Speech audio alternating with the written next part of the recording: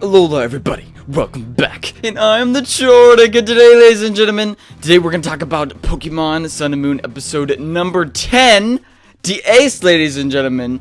We are going to talk about Ash versus Hala. This episode was fantastic, near a 10 out of 10, probably around a 9 out of 10, I'd say, because this episode was pretty darn awesome. It was very enjoyable to watch. The very beginning was kind of boring, but very quickly it sped up and eventually got really awesome and got right into the battle with Ash and Hala.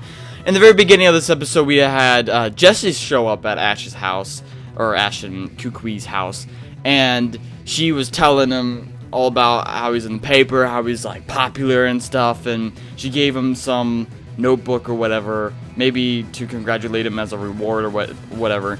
And so he took it and he was like, "Oh, thank you." Oh, no. And then she drove him off to Hala's house because apparently he had to go take on the grand trial today.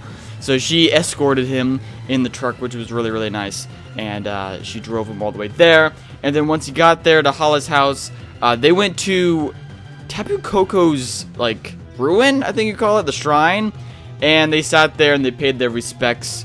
And right after that, Tapu Koko was like making his noises and confirming that Ash could take this grand trial and whatnot.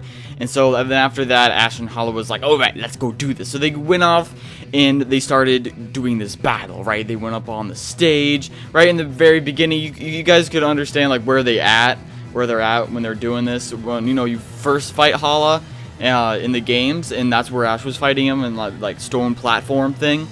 Anyway, everyone thought that Ash was going to either lose or he was going to just barely make it by, that Rowlet was going to at least lose. Like, he looked like he was getting his butt kicked, and I'm like, guys, ladies and gentlemen, Hala's not in the next couple episodes. He's going to win.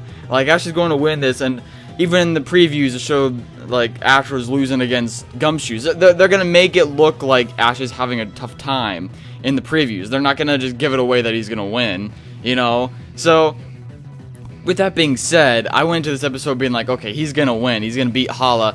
And not only did he beat Hala, but he, like, blew him out, too. Like, even though it was a 2v2, he, like, destroyed him. He didn't lose one Pokemon.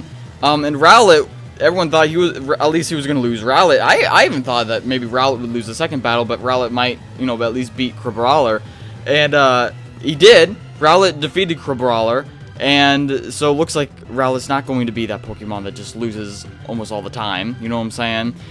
But then the classic Rowlet falling asleep happened, so Ash had to return him before he could even face Hariyama in the next battle. So then he returned Rowlet and sent out the Pikachu, and Pikachu got gone. Pikachu just, like, wrecked Hariyama. Like, he kept smashing into him, and at first it looked like Hariyama was doing well. He was blocking all Pikachu's attacks, but then Pikachu kept using his, like, Iron Tail and his Quick Attack, and, you know, using his speed against Hariyama. And eventually Ash used the normal Z move and destroyed Hariyama with a Quick Attack. That never happens where they finish it with a Quick Attack. That never happens. But this time they really put emphasis on Pikachu's Quick Attack and the normal Z move and the Breakneck Blitz, I believe is what it would be called now. And it defeated Hariyama. And it wasn't the Thunderbolt, it wasn't the, you know, the Electro Ball. No, it was Quick Attack, which never happens. Pikachu never finishes off a Pokemon with that move, but this time it did. I think it's really awesome to see that. Really awesome to see that Pikachu was not reset. Ash blew out a Gym Leader / Elite Four member ranking trainer.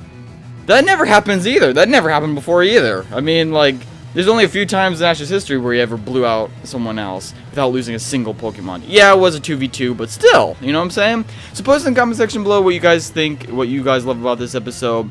One final thing is about Tapu Koko. He just swooped in right when Hala was about to give Ash the fighting Z Crystal. Tapu Koko's like, no, he's gonna have the electric one. He, like, flies in and, like, grabs the fighting one and exchanges it with the electric one. And I guess this kind of means that Ash is not gonna get a fighting type Pokemon or even a fighting type move for any of his Pokemon in the future. Since Tapu Koko's like, no, he's not gonna use that. He's gonna use this. I want him to have this electric one. But great emphasis on that. That was actually kind of funny that he changed it out. But with that being said, ladies and gentlemen, awesome episode. Is this Sun and Moon Ash better than XYZ Ash? Who knows? But let's see where it takes from here. Love you all. Peace out!